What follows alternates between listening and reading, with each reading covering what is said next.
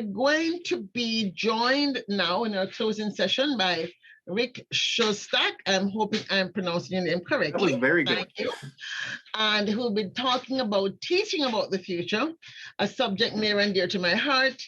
As certainly I know you is definitely trying to create a course now to be taught at Temple University. And I myself, I'm trying to develop courseware, and we're really trying to, what do you call the word, short circuit our work. So this topic is interesting to me to see what can I crib from your notes, Rick, about teaching so we can move faster. So the floor is yours. Thank you very much. And don't feel bad about going a little bit over. That was a very interesting conversation. I quite enjoyed listening to you. And I know that this is the end of a long day for everybody, so I'll try to work. I think I only have 9 or 10 slides, so hopefully I won't keep people up too late. So I come here because a couple of years ago, I'm the chair of the economics department at the University of Alberta, and an alumnus suggested that we should have a course about the future. I talked to my dean, she was really excited. So I started exploring what it would take to offer that course. And I guess the challenge that I would put before us is that I think there should be a course about the future at every university in the world, but there aren't futurists at every university in the world. And so my challenge here at the University of Alberta was, could I create a course that would be fair to the literature and future studies, but that wouldn't that could potentially be taught by someone who wasn't immersed deeply in that literature. I think we're at a stage. So my background is in interdisciplinary studies, and I think in the field of interdisciplinary studies, we have this experience where most interdisciplinary studies courses in the world are taught by people who are trained in disciplines and have learned about interdisciplinarity as they teach these courses. I think perhaps we're at that stage in future studies where there's this coherent literature, but there's, I think, more courses that should be offered. And so I think we may need in the near future to have courses taught by people who know future studies but aren't, really experts in the field. So what I'm trying to do, and as an interdisciplinary scholar, I've written in a bunch of different fields. So perhaps it was inevitable that as I started thinking about this course that I wanted to see offered at my university, I ended up writing a book that could be used for that course. Again, with this idea of how can we structure a course that could be a kind of a standalone course about the future that could be taught everywhere. So I hope that I have drawn appropriately on the literature and future studies, but I'm quite aware that I've mixed in my own understandings of interdisciplinarity and world history and economics and my own experiences in political advocacy.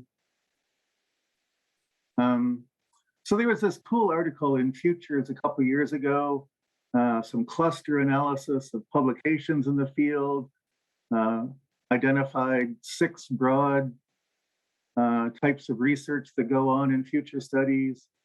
And I think it's quite possible to integrate's a favorite word of those in interdisciplinary studies, to integrate insights from all of those.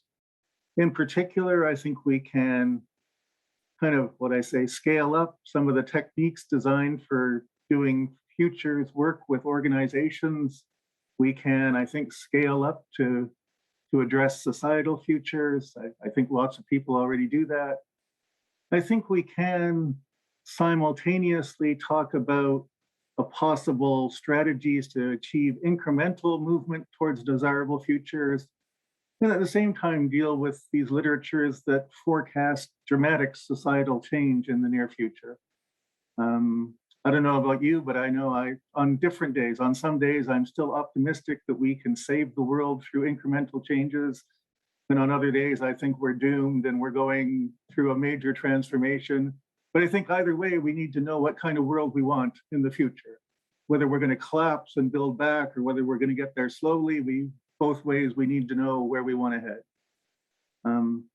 And Fernand also identified a cluster of writing about technology and another cluster about environment. These are obviously going to be huge parts of any course about the future, but they're not going to be the entire course. So again, those were the big distinctions he drew. They were useful for me in thinking about my book. And I hope that I've drawn from all of those different types of literature in my approach to the course and to the book. Yeah, so I'm actually not here to flog my book. I'm here to talk about what we would want to do in a standalone course at a university that could be taught by people that are familiar with the future studies literature, but haven't themselves been contributing to it, perhaps. So it seems to me that there's 5 things that we want to do. One of them is we want to talk about the goals, where we want society to go. And then I think, having discussed some goals, we want to suggest to our students that there are actually policies that we might imagine that might get us towards those goals. We, of course, want to be honest with our students. We have this whole vast literature on future studies because it's hard to do these things and we're feeling our way towards them. But I think we want to give students some optimism that we can, in fact, work towards desirable futures. We, of course, want to talk about what are the key trends and how they interact. We want to talk about wildcards and how we can prepare for and react to them. And I know this has come up a couple times in previous sessions that I've been listening to. If we can actually get students to a point where they recognize some desirable futures and some strategies for working towards them, then we want to get them thinking about advocacy. What can they do to actually pursue these sorts of goals? So this is a lot to put into any course. Maybe it's my nature. I talk fast, and I think we can do a lot in 12 or 13 weeks. Obviously, different instructors will have different priorities, but I think we want to at least touch on all of these things in this sort of course. And again, as I structured my ideas, I think that it's possible to outline at least some guidelines for each of these things. How would we go about identifying goals that a lot of people, and diverse people, I should stress, within a society might be able to agree on? I think we then want to always give students some examples, but I understand that in future studies, we really heavily value getting groups of people together to talk these issues through. And so I think we want to provide examples, but then talk about other possible goals or policies or whatever. And throughout, we want to discuss the interaction. So that's how I would structure every topic in the course, try to have some guidelines, try to have some examples, try to get the students to produce more examples, and then discuss how all these things interact. And I would really, and I think the literature on future studies suggests that last is the big piece. So I'm a big believer in systems analysis. I think we need to communicate to our students that we live in this very complex world where there's a lot of things going on and they all interact. Yet I think we also want to give them some hope. Hope is another word that's come up an awful lot during today's conversations. I think we want to give them some idea that we can, as humans, grapple imperfectly with this complexity. Okay, so I think we want to get into a conversation about whether we can identify a set of goals that actually work together. Can we, and of course, a big one that pops to mind is, can we have good economic outcomes and good environmental outcomes? I'm a believer that we can do both of those things. I think we can do it at the same time as pursuing a whole bunch of social justice goals and so on. But I think that's the sort of conversation you want to have in the class. You, of course, want to spend a lot of time talking about how trends and wildcards interact. And then when you're talking about policies, obviously one of the big problems with policies is we put a policy in place to pursue one goal and it has side effects that detract from other goals. And you want to have this conversation where you see whether you can identify policies that simultaneously pursue multiple goals. I should say that I think you want to draw a lot of flowcharts. I'm a big believer in flowcharts. My book has a few. I think this course would require a bunch of those. So I'll try to do this quickly. So as I said before, I draw on some of my own previous research and my thinking about this. I think there's a handful of ways that humans make any sort of ethical decisions. So in trying to identify societal goals, we look at these handful of ways. I won't go through in detail here, but some of them are discussed by philosophers, some of them are discussed by anthropologists, some is discussed by psychologists. So we need this interdisciplinary approach. The big thing I would stress here is those last bullets, they're all valid, they can be mutually supportive. And there are a set of goals out there like honesty, that we would like people to behave honestly, and we would like to respect diversity and so on, that can be broadly supported by each of these ways. And that gives me hope that we actually can. And I know this is hard to imagine in the sort of polarized world that we live in today, but I like to hold out hope that we can foster a better conversation that would allow us to identify a set of societal goals that the majority of people, and again, a diverse majority of people, could potentially agree on.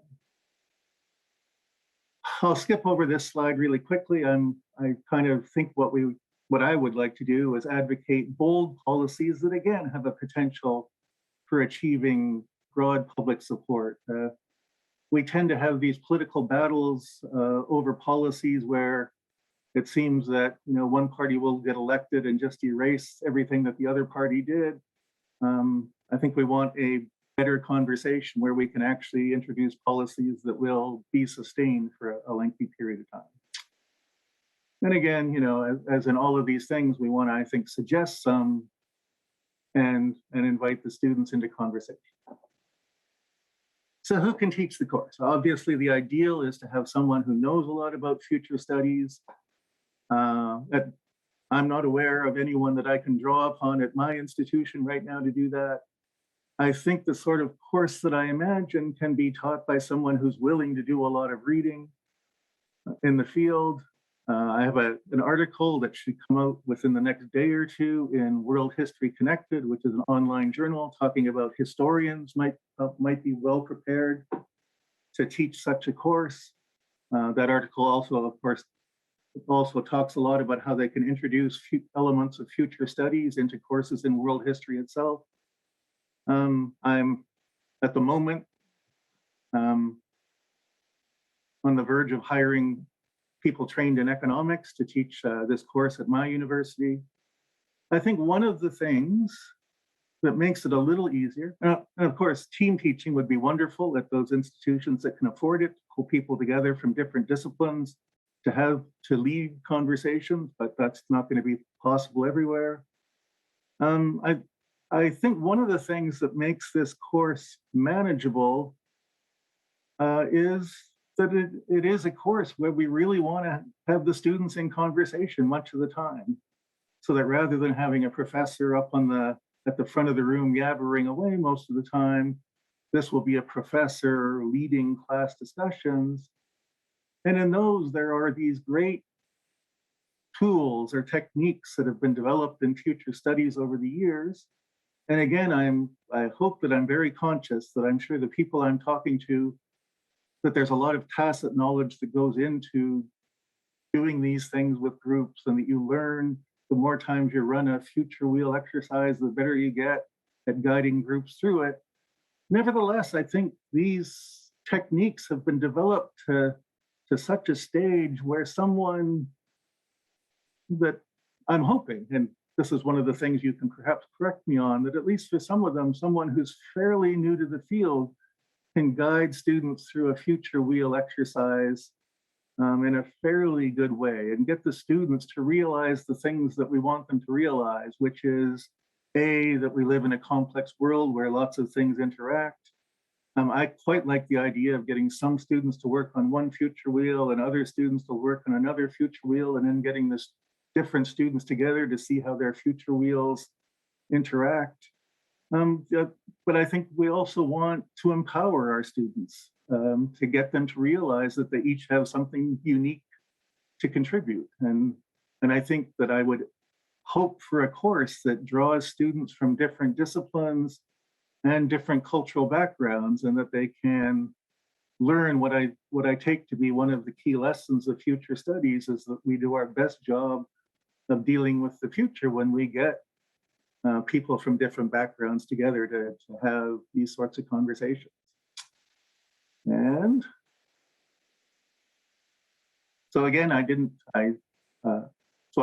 written a book. I would love it if anyone listening to this presentation wants to take a look at it and give me advice. I was tremendously lucky to get wonderful referees. I acknowledge them in at the start of the book. I got the best referee advice that I've ever had in my entire career on this book, which made it a lot better than it would have been just on my own, but I am open to further advice. The book is available open access, so it's easy to take a look at it. And I've thrown my email in there at the end. I'm happy to talk to anyone about this. Feel free to tell me I'm crazy. I get that all the time. So I'll stop there and take questions.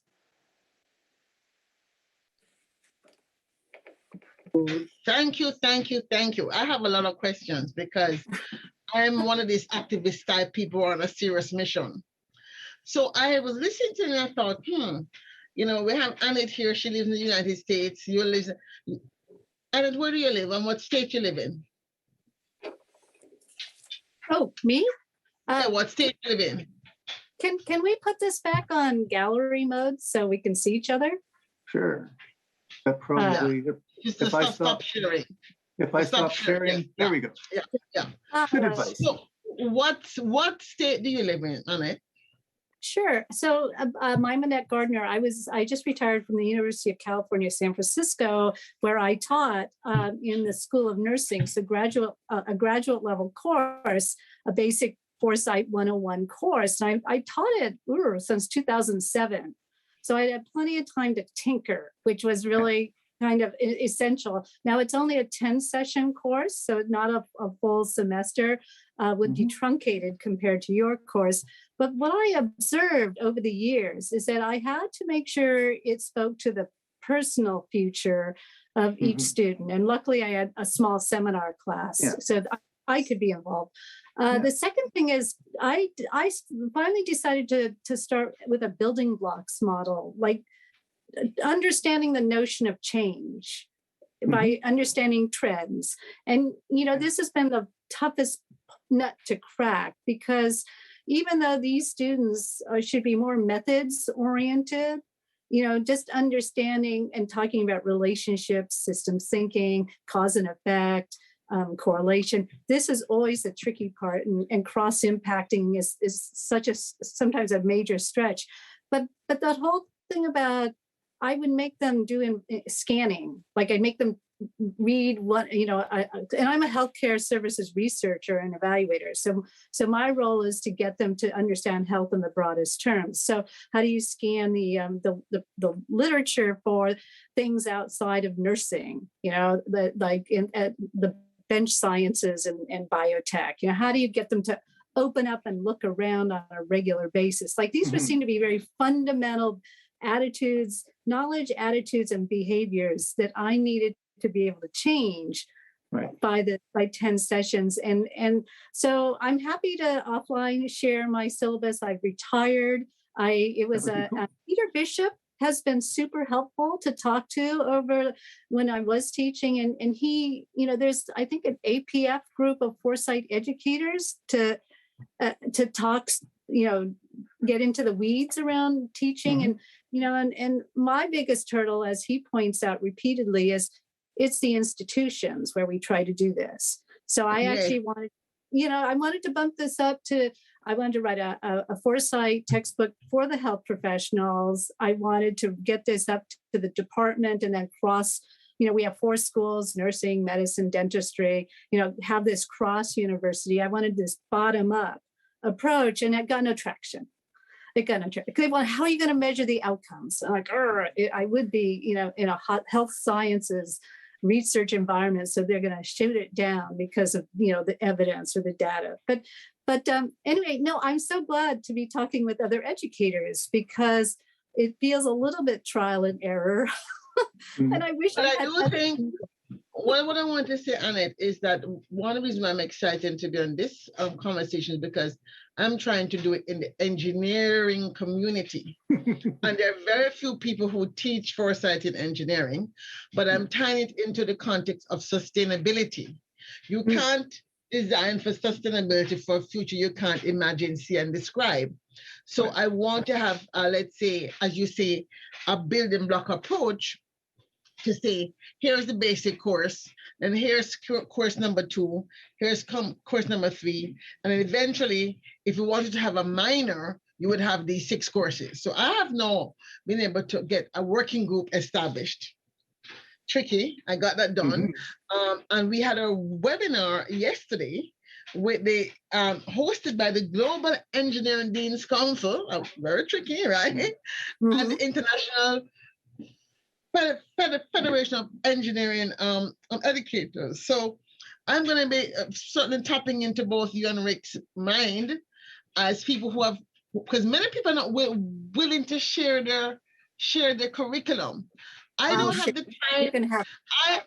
I'm not, this is my volunteer work, right? So I'm just doing it for the passion of it. So I don't have the time to devote all my time to studying this for 2 years to get something on the table when we are racing against the clock to try and push this out in engineering school so that by 2025, we would say every single engineering school in the world should have at least one course in which sustainability engineering is taught, in which within that framework, at least they have 3 to 4 weeks being exposed to foresight thinking and some of these ideas. The future is real because engineers like tools. They don't like to, they want a tool. Future is real. You can use it to look at how this technology. So, but beyond that, and when we think about America, and something that you said, Rick, and I think it's very important we think about this. Right now, America is in danger of splintering off into 51 Americas, right? That's just we go by the states.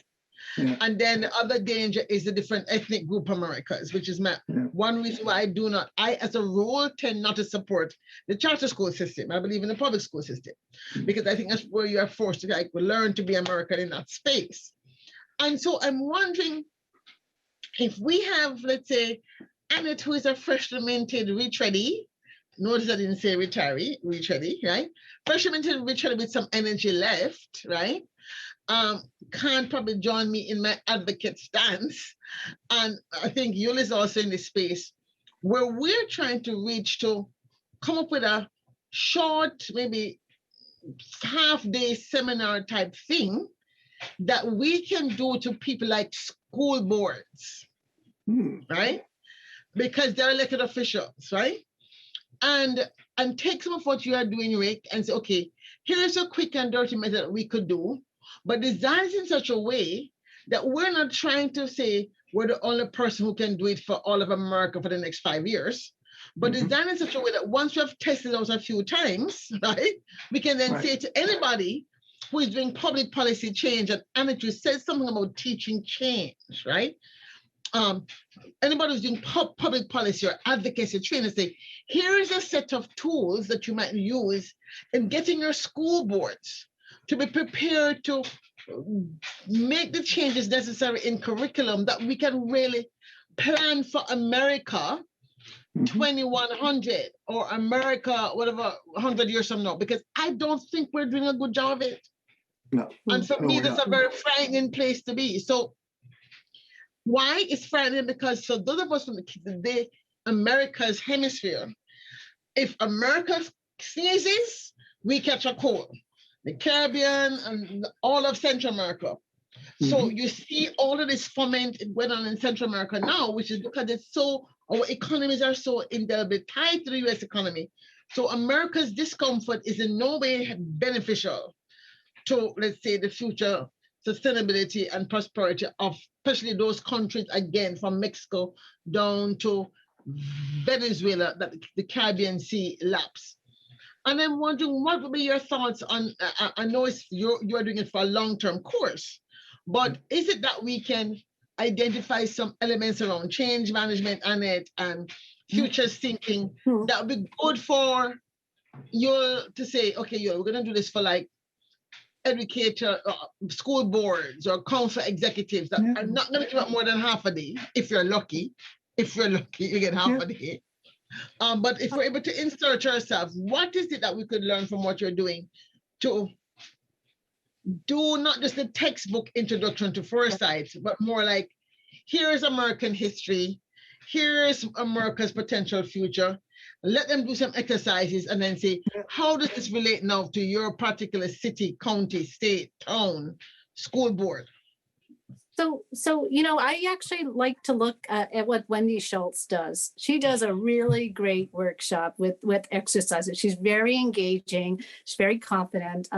And she's got, I think, a fairly global sensibility. So that's one thing, is to look to the people who do a really great workshop in a short time period. And she's also an academic, so she can talk about the university side. And of course, Teach for the Future, which you know all about, I'm sure. And it has all those resources and is international. And then I just wanted I put in a link or a name for you, Claire, specifically because you're working in the engineering arena, that Humboldt State University, which is here in California. My son was actually in their environmental engineering class, because one of the things I learned about teaching in the School of Nursing in the Bay Area, where our institution very much is in lockstep with diversity by in terms of our student composition, the faculty, we're already in a progressive community and a diverse community. But I learned in working with nursing, these are like graduate level, PhD and masters. So nursing has its own culture, its own ethos, its own values. And actually, what's great is that they are very on board about sustainability, about a holistic understanding of health and healing, about caring. And they are these amazingly committed people, and they come from all over. I adored working with them. I didn't have to sell them on anything. So I was kind of curious to know, what is the engineering mindset, and how do you go from there in thinking about your curriculum? Because you have to tap into where their values are. And my son was an engineering student. He's got wonderful values. He's a young guy. There's youth involved here, so tailor it to a youthful mindset, hopefully a diverse, and then have group work and all that. But anyway, sorry about that. Ted, you should talk instead of me. This is all great stuff. I'm enjoying this. I think the most important thing for me is to signal that I'm happy to engage in ongoing conversations about how to extend education. And I do talk about it a little. I'm focused, of course, on a university level course, but I do agree with Claire that there's lots of stuff that could be done at the high school level, and it would be a very useful thing.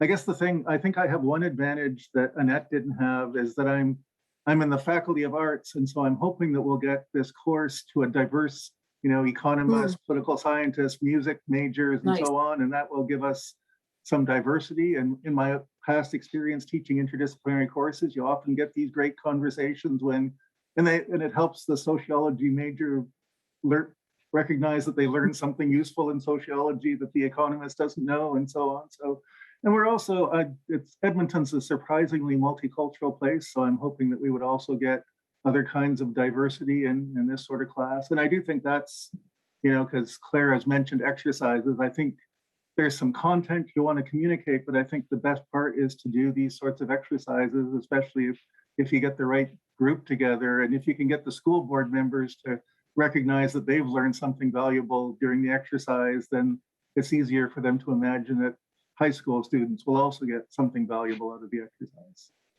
Increasingly, I have come to, I almost believe, I haven't really tested it as a hypothesis, that we really have to do more to personalize people's learning experience and engagement around foresight. So I stopped having my students write these god-awful 20-page papers on the future of nursing. I did it a different way than a paper. And in fact, I stopped requiring papers over pages anyway. But I had them all develop a vision board of their preferred future, but they had to address certain dimensions. In some way, it's taking some of Vern Wheelwright's Personal Futures Handbook and the dimensions, and there's actually a couple of, like, what the foresight is another one of these, sort of like the self-help approach, but the people need to have some personal commitment, values, whatever, and see themselves for it to speak to them, to feel motivated or mobilized or empowered. That if you keep too much as a methods or a tool or a discipline, it's just one more thing to study. One of my wonderful referees made exactly that point.